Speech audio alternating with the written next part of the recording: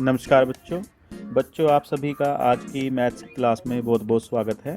आज हम अपनी मैथ्स की बुक में पेज नंबर 64 करने जा रहे हैं। आप सभी बच्चे अपनी बुक का यह पेज निकाल लीजिए और मेरे साथ साथ इस अभ्यास कार्य को समझिए और करिए। आओ बच्चों शुरू करते हैं। यहाँ पर हमें क्या करना है, हमें 2 के बाद अगले बॉक्स में जो बिंदियाँ बनी हुई हैं उनको 2 के बाद गिनना है, यानी कि गिनते हुए उन बिंदुओं को गिनते जाना है और उसमें जोड़ते जाना है और फिर हमारे पास जो उत्तर आएगा उसको अगले बॉक्स में लिखना है। आओ इसको समझने की कोशिश करते हैं। बच्चों इस बॉक्स में 2 लिखा हुआ है और इस बॉक्स में क्या बनी है, बिंदियाँ। तो अब हमें 2 के आगे इन बिंदियों को गिनना है। तो 2 के बाद यह 2 है, 2 के बाद क्या आएगा 3, 3 के बाद 4, 4 के बाद 5 और 5 के बाद 6। तो यहाँ तक हमें 2 के बाद 3, 4, 5, 6 इस प्रकार इसको गिनना है और जो हमारे पास उत्तर आएगा उसको अगले बॉक्स में लिख देना है। इस प्रकार आप समझ गए हो।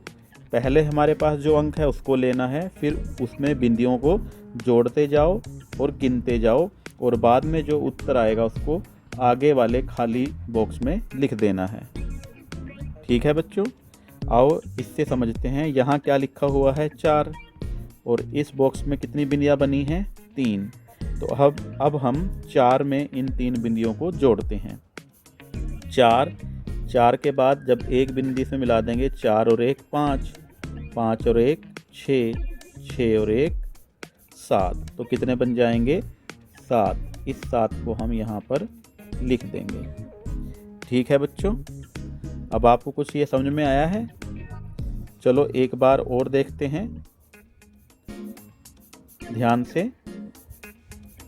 अब यह जो बॉक्स है इसमें कुछ भी नहीं लिखा हुआ है, यानी कि कोई भी अंक इसमें नहीं लिखा हुआ है। तो इसका मतलब क्या है, यहाँ पर 0 है।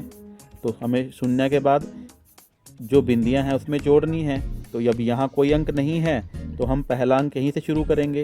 1 2 3 4 5 और 6, ये 6 है और इस बॉक्स में कोई भी अंक नहीं लिखा है।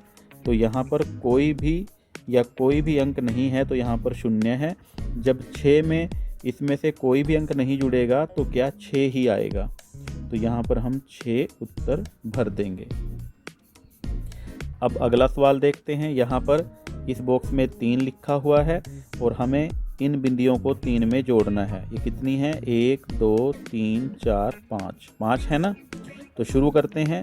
3 के बाद क्या आएगा, जब पहली बिंदी तक पहुँचे हम 3 के बाद 4, 4 के बाद फिर अगली बिंदी 5, फिर यहाँ तक 6, फिर अगली बिंदी 7 और ये 8 बन जाएगा। तो इसको हमने जोड़ लिया है। 3 4 5 6 7 8। तो यहाँ पर 8 उत्तर आ जाएगा।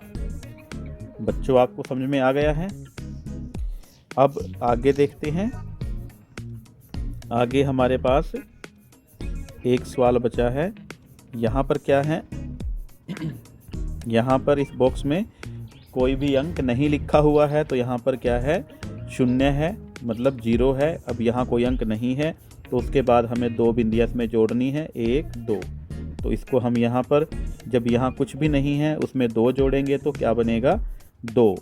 तो 1 2। तो यहाँ पर हम 2 उत्तर भर देंगे। इस प्रकार आपने इसको हल करना है। आप सभी को यह समझ में आ गया होगा।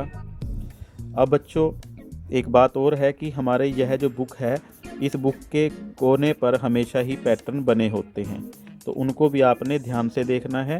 यहाँ पर 2 पत्ते हैं पहले, है ना, फिर उसके बाद 2 बीज रखे हुए हैं, फिर 2 पत्ते, फिर 2 बीज। तो आपने इस प्रकार के पैटर्न बनाने हैं। पहले हमारे पास क्या था, 1 पत्ता 2 बीज थे। जब हमने पहले बार किया था ना पिछली क्लास में तो ऐसा था, परंतु इस बार क्या है 2 पत्ते और 2 बीज हैं। तो इस प्रकार आपने इन पैटर्न्स को भी समझना है और इनको आप घर पर बना भी सकते हो।